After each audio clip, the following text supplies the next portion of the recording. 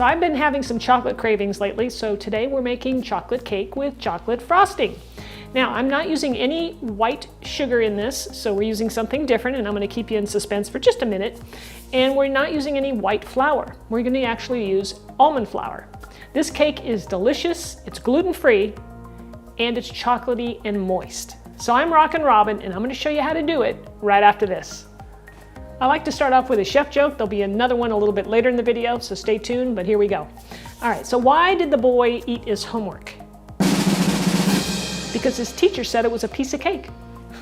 So we're gonna jump into our sweetener.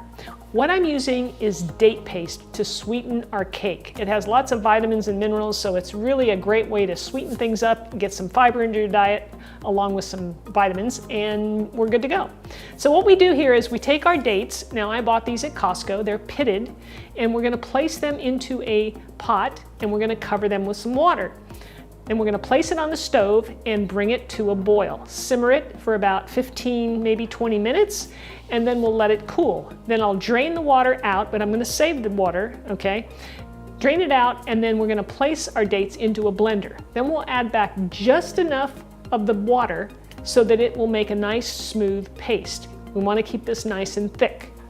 So while our dates are cooling off over there, we are going to combine our dry ingredients in this bowl. So in here I have my almond flour, and by the way, you can get all the written ingredients in the description of this video. So look down below the video and click where it says show more.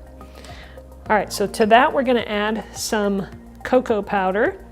Now, what I'm using here is Goutard's cocoa powder. I really like this brand. It's a real quality product. Next, we're gonna add some baking powder and baking soda, just a little bit of salt. And our next ingredient is instant coffee, which is going to just enhance the chocolate flavor. You will not taste this, so it's just a little bit.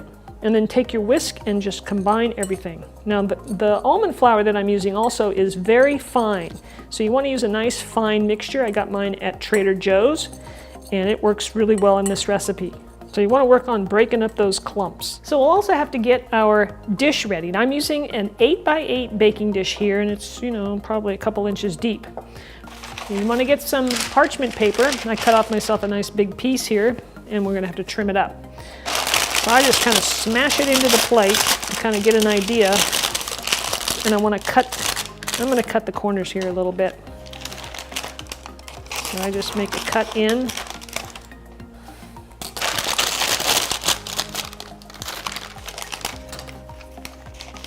And this will help the paper stay a little better. And I've also got my oven preheating to 350 degrees. Okay, so then we'll cut this corner in. Okay, so once you get that in there, you can kind of trim off this excess here. Obviously, the parchment paper is going to help us get our cake out of the dish without it sticking.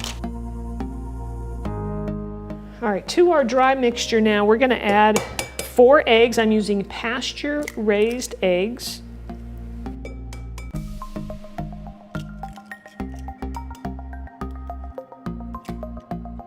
And to that, we're going to add some vanilla extract. And here's our date paste. Now I let it cool. I do have it cooled off a bit, but you can see, look at how nice and thick that is. That's what you want, and it is nice and smooth and creamy. It's going to blend in really well. It has a nice caramel flavor to it, so it really lends itself to the flavor. Now we'll just mix this up. And don't forget to scrape down the sides of the bowl.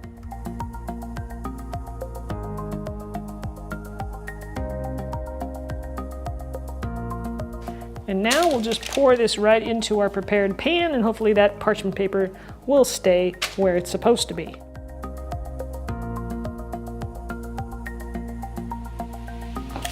Make sure you spread out the batter, and then we're going to pop this in a 350-degree Fahrenheit oven, preheated, for, we're going to check this. I want you to check it at 25 minutes. Mine took 30 last time, but ovens can vary, so we're going to check it, like I said, at 25 minutes.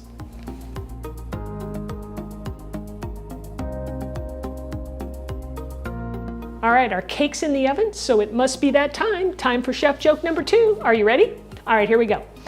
When is a birthday cake like a golf ball? When it's sliced. So we'll cook this in the oven for about 25 to 30 minutes, depending on your oven, and check it with a toothpick, and it's done when it comes out almost clean. Now we're ready to make our frosting, our chocolate frosting. So in my bowl here, I have some Clover organic cream cheese. It is some of the best cream cheese I've ever had. Anyway, I've got some organic butter, and we're gonna cream that together and add some monk fruit sweetener to that. Add a little bit at a time and keep mixing it in.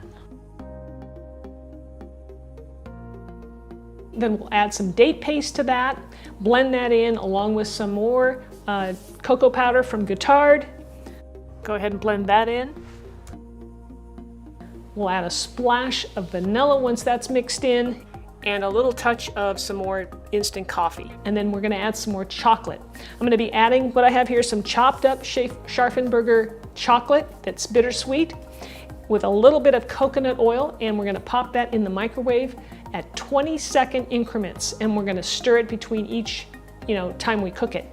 And you just want it to get nice and melted. Then we'll add that to our frosting, mix it up, and it's ready to go. Adding the coconut oil will help keep your frosting firm, as it does not melt until about 78 degrees. So if it's less than 78, then it'll stay nice and firm. So you want to make sure that your cake is completely cooled before you try what I'm about to do. However, my cake is not completely cooled, so we'll see what happens. We're going to use the parchment paper to lift out the cake, and now I'm going to remove the parchment paper. Just makes for a little bit nicer presentation. So I'm just lifting it up, kind of easing the paper off of the cake. Now what you can do too, and I didn't do and I probably should have, is put a little bit of spray, like I have avocado spray, on the paper as well, and that will help keep it from sticking. Okay. So I think I've got it. I got my hand underneath it. I'm just going to place it back in the dish just because it helps to keep its shape. And now I'll just frost it in the dish. All right, let's get some of that wonderful frosting on there. Check that out. Nice and creamy.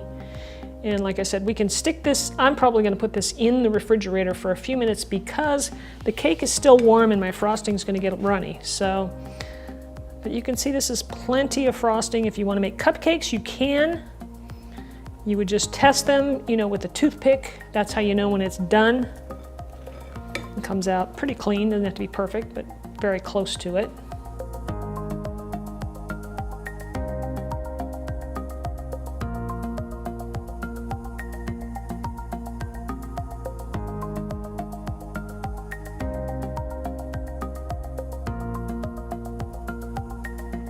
That cake is really delicious. I can't even tell that it's made with almond flour and not regular white flour. I mean, it's really good. It's moist, it's chocolatey. I think it's everything you want in a cake. If you like chocolate as much as I do, then you might want to check out another chocolate recipe of mine. I've got one for you. It's chocolate pudding. Very simple to make, very delicious, and way better than what you can buy at the store. So here's a link for you. Click that, go check that out, make some tonight, and I think you'll love it. Thanks so much for watching. Don't forget to subscribe to my channel. Hit that like button for me and leave me a comment. And if you really want to show me some love, share the video. Thanks again. We'll see you next time.